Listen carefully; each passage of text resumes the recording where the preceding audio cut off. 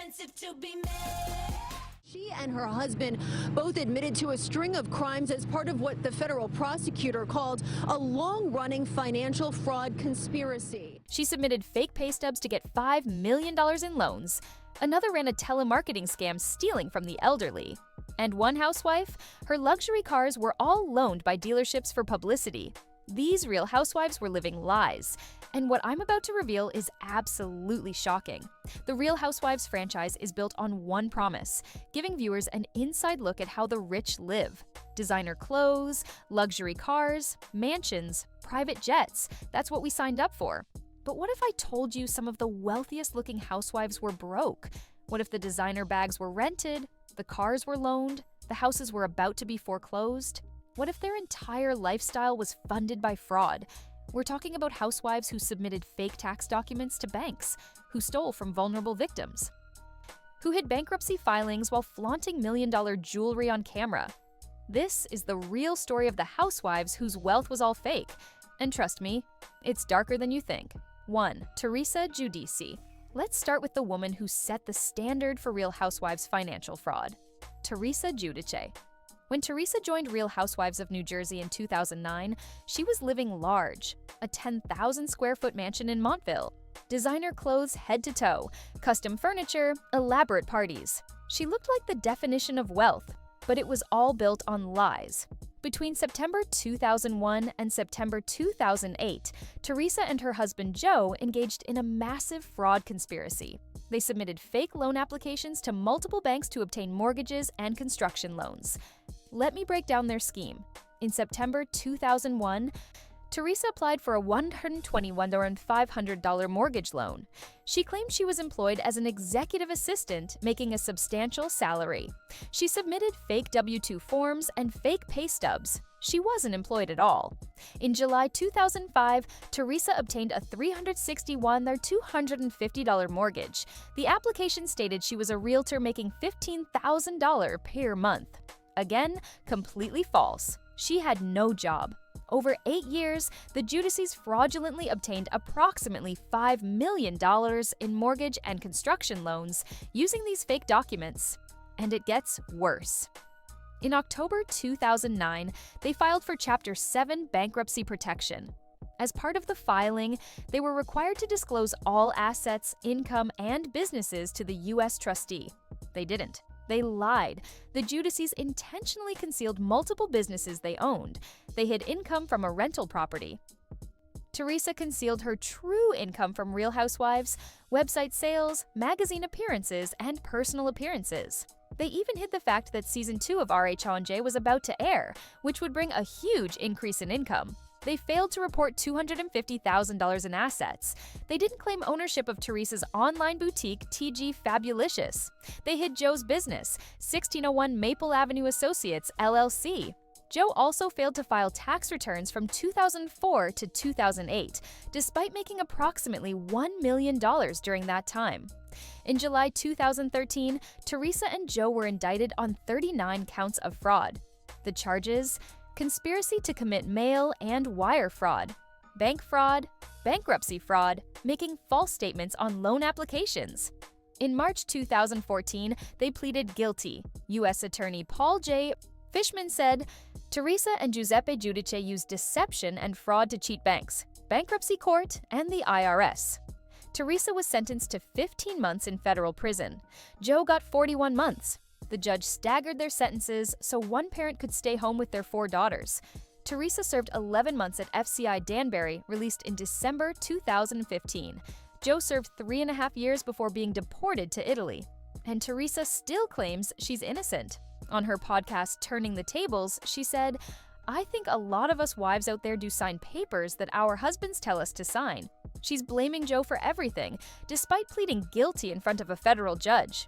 The woman who looked like the wealthiest housewife on television was actually a felon who lied to banks, bankruptcy courts, and the IRS for years. 2. Jen Shah. If Teresa Giudice is the OG fraud queen, Jen Shah is the modern version on steroids. When Jen joined Real Housewives of Salt Lake City in 2020, she portrayed herself as a wealthy businesswoman. Designer clothes, multiple assistants, a Shah squad team, luxury everything. She called herself the Queen Bee. She bragged about her success. She lived in a massive home and threw elaborate parties.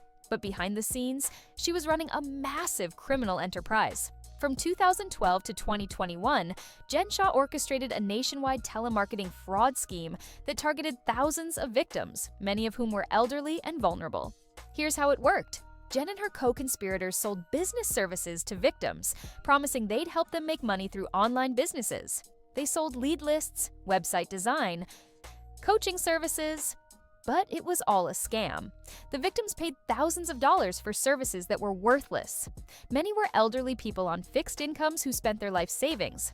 When victims realized they'd been scammed, Jen's team would sell them more fake services, promising to fix the problem. Manhattan U.S. Attorney Audrey Strauss said Shah portrayed herself as a wealthy and successful business person on reality television. But in reality, she built her opulent lifestyle at the expense of vulnerable, often elderly, working-class people.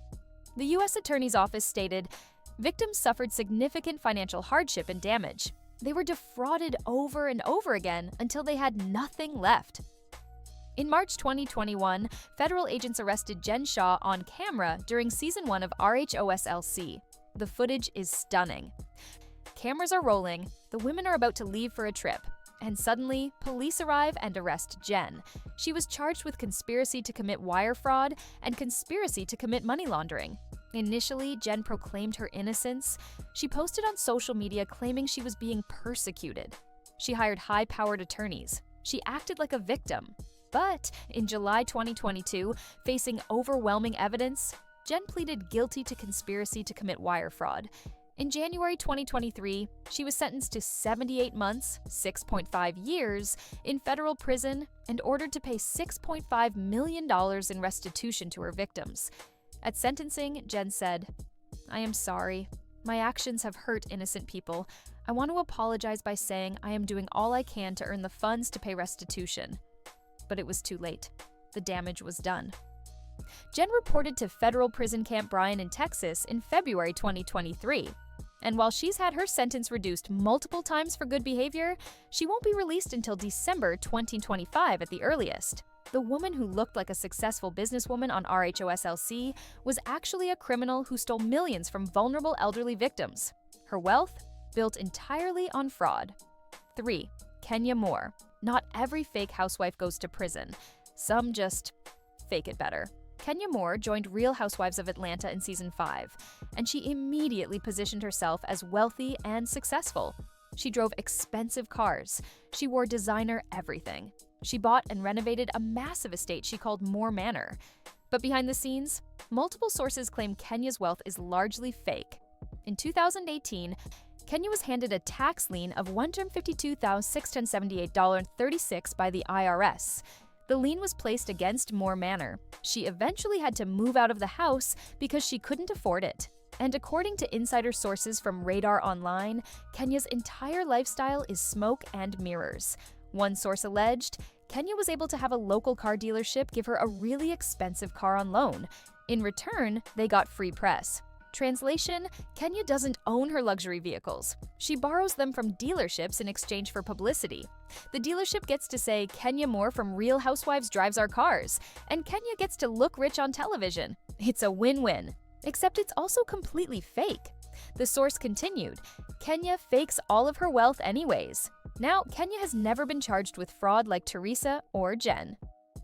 But the allegations suggest her luxurious lifestyle is largely an illusion, maintained through sponsorships, loans, and borrowed items. She's not wealthy, she's just good at looking wealthy.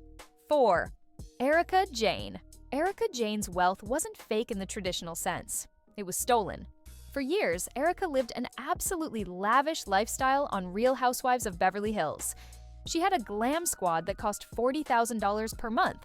She wore designer clothes worth hundreds of thousands. She traveled on private jets. She lived in a Pasadena mansion. But it was all funded by her husband, Tom Girardi, stealing from his clients. Tom was a high-powered attorney who represented victims of plane crashes, explosions, and other tragedies. He'd win multi-million-dollar settlements for his clients. And then he'd steal the money. From 2001 to 2020. Tom embezzled at least $15 million from vulnerable clients, including orphans and widows from plane crashes.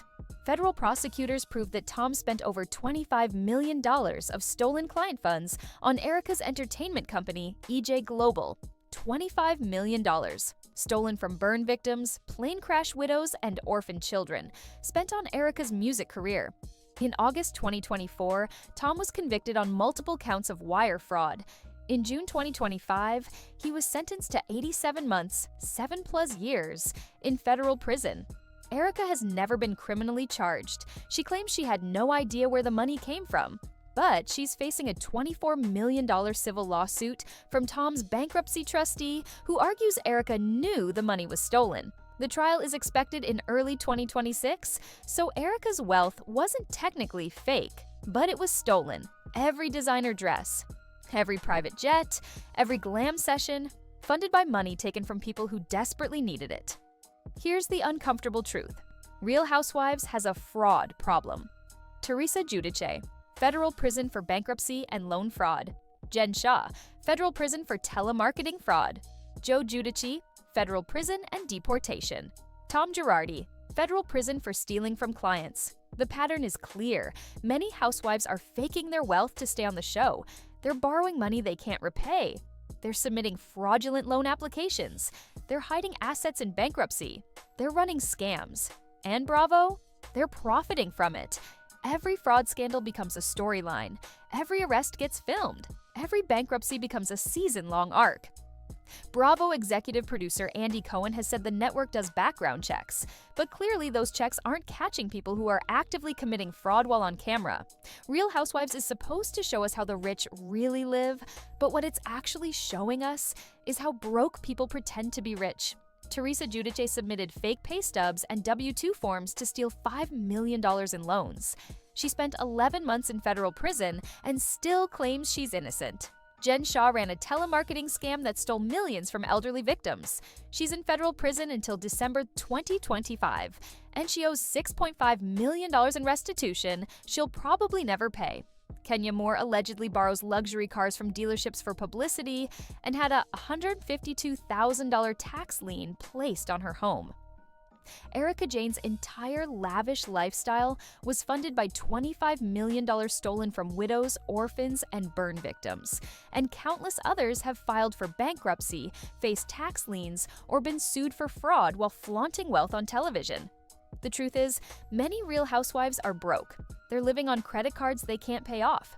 They're borrowing designer clothes and jewelry for filming. They're renting cars and houses they don't own. They're committing fraud to maintain the illusion. And Bravo keeps casting them, because fraud makes great television. Teresa went to prison and came back more popular. Her book about prison became a bestseller. She's still on Raw and Jay, making hundreds of thousands per season. Jen Shah's arrest was one of the most watched moments in Real Housewives history. The fraud is the content, but the victims, they're real. The elderly people Jen Shah scammed, the burn victims Tom Girardi stole from, the banks Teresa Giudice defrauded, these are real people who suffered because housewives wanted to look rich on TV. That's the dark truth about Real Housewives. The wealth is often fake. The designer lifestyle is fraudulent, and the consequences are devastating. So the next time you watch a housewife flaunt a Birkin bag or drive a Bentley, ask yourself, is that real? Or is it all smoke and mirrors funded by fraud? Because more often than not, the answer is fraud. Which fake housewife shocked you the most? Should Bravo stop casting people with fraud in their past? Drop your thoughts in the comments.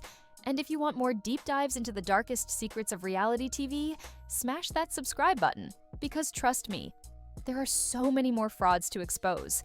This was the real story of the housewives whose wealth was all fake, and it's worse than anyone wants to admit.